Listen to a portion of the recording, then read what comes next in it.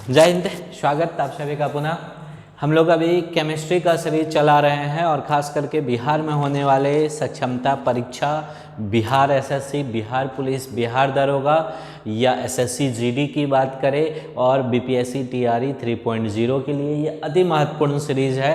तो आइए शुरू करते हैं। अम्ल, भस्म और लवण में कल कुछ क्वेश्चंस देखे थे, आज क्वेश्चन देख रहे हैं। पहला क्वेश्चन आपके स्क्रीन पे दिख रहा होगा, दूध का पीएच मान पूछा जा रहा है आपसे। बताइए, फटाक से छापिए, दूध का पीएच मान क्या होगा?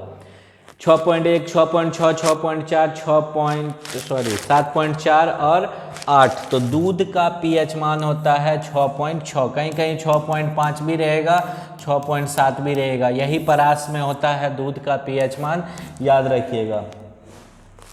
नेक्स्ट बढ़िए आगे, अगला क्वेश्चन लेते हैं हम लोग। अगला क्वेश्चन कह रहा है, आपके स्क्रीन पे दिख रहा होगा क्वेश्चन नंबर 2 कि हाइड्रोक्लोरिक अम्ल एसिटिक अम्ल से शक्तिशाली होता है, क्यों? कारण बताइए। इनमें हाइड्रोजन अणुओं की संख्या कम होती है। जब हाइड्रोजन अणु संख्या कम होगा तो कहाँ से शक्तिशाली होगा? यह H+ आयन उत्पन्न करने के लिए संपूर्ण आयनित हो जाता है। बिल्कुल सही, यही आंसर होगा इसका कि यह पूर्णतः आयनित होकर के H+ आयन देता है। इसीलिए इसके किस ऑप्शन के साथ जाइए? ऑप्शन नंबर बी के साथ जाइए, ऑप्शन नंबर बी के साथ जाइए इसका। तीसरा क्वेश्चन आपके स्क्रीन पे दिख रहा होगा। चलिए तीसरा क्वेश्चन ले लीजिए। तीसरा क्वेश्चन कह रहा है, जो लवण अम्लीय हाइड्रोजन परमाणु या हाइड्रोक्सिल आयन से उत्पन्न होते हैं उसे क्या कहते हैं? अम्ल लवण, भास्मित लवण, मिश्रित लवण, सामान्य लवण। तो देखिए, हाइड्रोजन परमाणु और हाइड्रोक्सिल आयन से उत्पन्न अगर होगा तो इसमें दोनों चीज बराबर बराबर दिख रहा है, इसीलिए यह क्या हो जाएगा? सामान्य लवण के श्रेणी में आ जाएगा। जैसे एग्जाम्पल के तौर पे देखिए, HCl और NaOH को हम लोग मिलाएंगे ना तो क्या हो जाएगा? NaCl। तो इस दोनों से उत्पन्न हुआ है, इसलिए यह क्या है? सामान्य लवण के श्रेणी में आएगा। अगला क्वेश्चन नंबर 5 लीजिए। क्वेश्चन नंबर 4 को देखिए। क्वेश्चन नंबर 4 कह रहा है, निम्नलिखित में कौन सा सामान्य लवण नॉर्मल साल्ट नहीं है? सामान्य लवण नहीं है।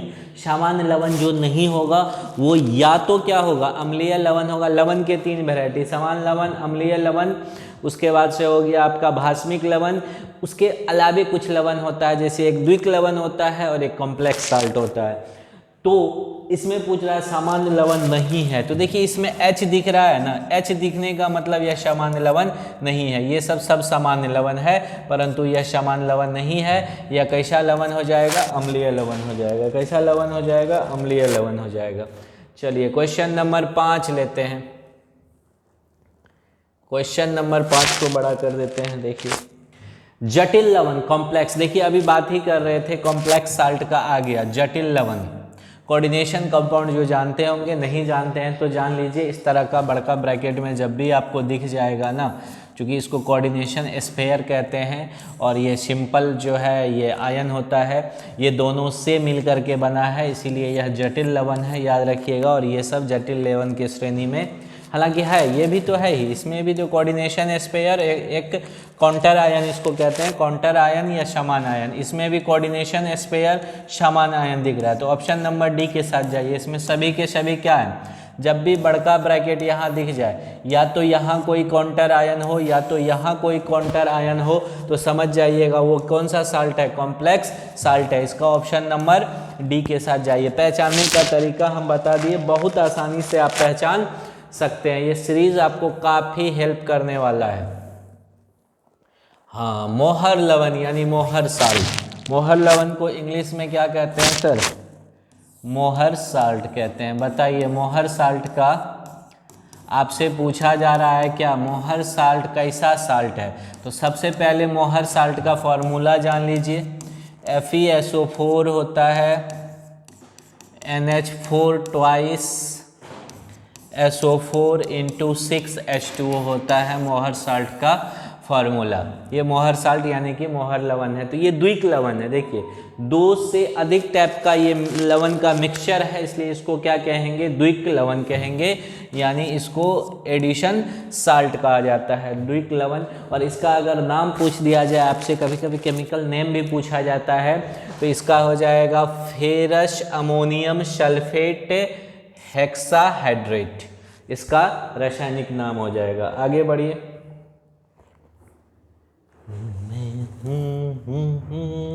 चलिए क्वेश्चन नंबर 7 पढ़िए। सूची 1 को सूची 2 से मिलान करना है।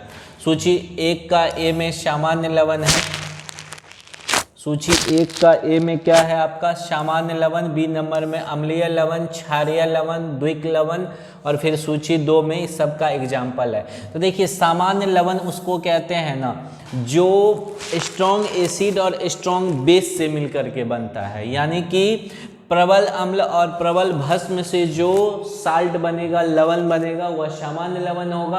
अम्लीय लवण में क्या होगा? प्रबल अम्ल होगा और भस्म क्या होगा? दुर्बल होगा, कमजोर होगा, तब ना अम्ल वाला गुण रह जाएगा। क्षारीय में क्या होगा? अम्ल जो है वह कमजोर होगा और भस्म मजबूत होगा, तब भास्मिक गुण रहेगा, उसी को क्षारीय लवण कहेंगे। और द्विक लवण तो अभी दिखाए थे। तो देखिए सामान्य लवण में आ जाएगा बेरियम क्लोराइड, यानी ए का 2 हो जाएगा। अम्लीय लवण में हो जाएगा आपका ये सोडियम बाइकार्बोनेट, तो बी का 3। उसके बाद सी में क्षारीय लवण है, फेरिक हाइड्रोक्साइड हो जाएगा, सी का 4। और डी बचा तो डी का फिटकिरी हो जाएगा द्विक लवण में, डी का 1। तो बताइए ए का 2, बी का 3, सी का 4, डी का 1। ऑप्शन नंबर बी के साथ जाइए। ऑप्शन नंबर बी इसका सही आंसर है। ये आपके किसी भी एग्जाम को अगर आप देने जा रहे हैं तो बहुत ज़्यादा हेल्प करने वाला है, इसलिए प्लीज़ आप लोग अधिक से अधिक शेयर कर दीजिएगा और देखने के बाद प्लीज़ दिल से लाइक तो कर दीजिए कम से कम। जल में सामान्य लवण के घोल में होते हैं। जल में सामान्य लवण जब घुलेगा ना, सामान्य लवण का मतलब, सामान्य लवण मतलब NaCl, इसको जब जल में घोलिएगा ना, मतलब इसका एक्वस सॉल्यूशन लीजिएगा ना, तो ये आपको Na+ देगा और प्लस का Cl- देगा। क्या देगा? Na+Cl-, मतलब सोडियम धनात्मक आयन और क्लोरीन ऋणात्मक आयन देगा। तो सोडियम धनात्मक आयन और क्लोरीन ऋणात्मक आयन। ऑप्शन नंबर सी के साथ जाइए। ऑप्शन नंबर किसके साथ जाइए? सी के साथ जाइए। ये तो वही क्वेश्चन है, रिपीट हो गया। आगे बढ़ाइए। नम्मा क्वेश्चन लीजिए। नम्मा क्वेश्चन देखिए क्या कह रहा है। कह रहा है हाइड्रोजन सभी अम्लों का एक आवश्यक अवयव है, यह सबसे पहले किसने? ये सबसे पहले, देखिए ये बहुत इंपॉर्टेंट बात है। वैसे सभी लोग इसका आंसर जानते होंगे, अभी अगर इसको हम छोड़ दें ना आपको आंसर देने के लिए, तो पक्का 80% लोग इस क्वेश्चन का आंसर क्या देने वाले हैं? आर्हेनियस। और हमने भी कहा था कि आर्हेनियस ने बताया था कि अम्ल वह पदार्थ है जो जल में घुल करके हाइड्रोजन आयन देता है। लेकिन यहाँ पूछ रहा है ये बात किसने कहा था कि हाइड्रोजन सभी अम्लों का एक आवश्यक अवयव है, और सबसे पहले किसने कहा था? तो जब सबसे पहले जानते हैं सर आ जाए ना ऑप्शन, तो ये बात डेई ने कहा था। सबसे पहले किसने कहा था? डेई ने कहा था, याद रखिएगा, इसे बहुत इंपॉर्टेंट बात है। 10वां क्वेश्चन लीजिए। जो लवण का अवशोषण करता है वह क्या कहलाता है?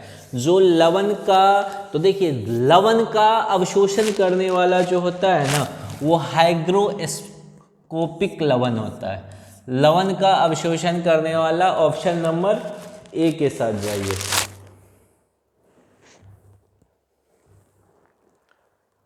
अगला क्वेश्चन लीजिए। ताजे दूध का pH power of concentration of hydrogen ion या पावर ऑफ हाइड्रोजन आयन, जब यह खट्टा हो जाए तो इसका पीएच मान। एक बात बताइए, अभी तो ताजा दूध का पीएच मान बताए कितना होता है? ताजे दूध का पीएच मान 6.5 से लेकर के 6.7 तक होता है, मतलब ये लगभग हल्का क्षारीय होता है। और यह जब खट्टा हो जाए, खट्टा होने का मतलब धीरे धीरे यह किस में बदल रहा है? दही में बदलना चाह रहा है, तो निश्चित तौर पे इसका पीएच मान घटेगा, क्योंकि अम्ल का पीएच मान 7 से कम होता है और भस्म का पीएच मान 7 से अधिक होता है। तो इसका पीएच मान क्या हो जाएगा? 6 से कम मतलब ऑप्शन नंबर ए के साथ जाइए। Option number A. Question number 12 लिख देखिए।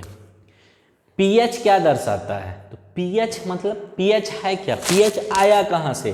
तो पीएच आया किसी घोल के अम्लीय और क्षारीय गुण को पता करने के लिए। पीएच मतलब वैसे पीएच का अगर एक्सप्रेशन आपसे पूछ दे तो इसको कहा जाता है negative of log of concentration of hydrogen ion को सर पीएच कहते हैं। तो यह क्या करता है, अम्ल किसी भी घोल के अम्लीय और क्षारीय गुण को बताता है। अभी हम बोले अगर 7 से कम है, 7 से कम है तो कैसा होगा, घोल अम्लीय होगा। अगर 7 से अधिक है तो घोल कैसा होगा, क्षारीय होगा। और एग्जैक्ट अगर सर 7 है ना तो ये उदासीन होता है, बड़ी उदास है। तो इसका मान क्या हो जाएगा, इसका आंसर क्या हो जाएगा, PHB। ऑप्शन नंबर बी के साथ जाइए। बहुत बढ़िया, आगे बढ़िए। क्वेश्चन नंबर 13 लीजिए। अमोनियम क्लोराइड का जलीय विलयन कैसा होगा। अमोनियम क्लोराइड, अमोनियम क्लोराइड मतलब NH4Cl, अमोनियम क्लोराइड मतलब NH4Cl। इसका जलीय विलयन कैसा होगा, तो इसका जलीय विलयन कैसा होगा, क्षारीय होगा। अमोनियम क्लोराइड का जलीय विलयन कैसा होता है सर, क्षारीय होता है। क्वेश्चन नंबर 14, H2O, H2O मतलब जल होता है। H2O मतलब जल होता है, इसको जल कहते हैं। जल ही जीवन है, जल ही जीवन है क्यों कहते हैं बताइएगा। और जलीय NaOH से भरी परख नलियों के विलयनों में विभेद किया जा सकता है, बताइए कैसे कीजिएगा। एक है कि हम आपको H2O दे दे और एक में NaOH दे दे, तो और इसमें बताइए एगो परख नली में जो है ना H2O, दूसरे परख नली में NaOH दे दिए। बोले कि बताइए कैसे इसको विभेद कीजिएगा, देख के, सुन के, बोल के, कैसे। तो देखिए इसके ऑप्शन के हिसाब से जाइए, इस सब क्वेश्चन कभी भी ऑप्शन के हिसाब से। तो ऑप्शन कह रहा है लाल लिटमस, अगर इसमें लाल लिटमस पत्र डालिएगा ना तो ये लाल लिटमस पत्र को NaOH, चूंकि NaOH कैसा है, क्षारीय है। क्षारीय है या भास्मिक है, जल में घुलनशील क्षार को, ये भस्म को क्षार कहते हैं। तो ये लाल लिटमस पत्र को जो है ना सर नीला कर देगा, जल में कोई इफेक्ट नहीं होगा। क्यों, क्योंकि जल जो होता है ना वो उदासीन होता है। उदासीन मतलब इसका pH मान कितना होता है, pH मान 7 होता है, pH मान 7। तो लाल लिटमस के द्वारा किया जा सकता है। बहुत बढ़िया। देखिए ये एक क्वेश्चन से कितना सारा आंसर आ जाता है, इसलिए ये एक क्वेश्चन नहीं है, ये आपका पूरा डाउट क्लियर कर देगा। हाँ, ये लास्ट क्वेश्चन आज के लिए लेते हैं। निम्नलिखित में से कौन अम्लीय लवण है सर, अम्लीय लवण पूछा जा रहा है। अम्लीय लवण, तो इसको पहचानते हैं, ये H2CO3 यही होना चाहिए, लेकिन इसका आंसर ठीक है, अम्लीय है। H2CO3 कार्बोनिक अम्ल है, अम्लीय है। चलिए, तो ये कुल मिलाकर के 15 क्वेश्चन आज हम लोगों ने डिस्कस किया। और ये 15 क्वेश्चन 15 नहीं होता, इसके बहुत सारे ऑप्शंस भी डिस्कस होते हैं ना। तो धीरे धीरे हम भी आपके लिए बेहतर से बेहतरीन की ओर बढ़ रहे हैं। और आप भी प्लीज़ थोड़ा सा सपोर्ट कीजिए, लाइक कीजिए, सब्सक्राइब कीजिए और शेयर कीजिए। मिलते हैं पुनः दोबारा। जय हिंद।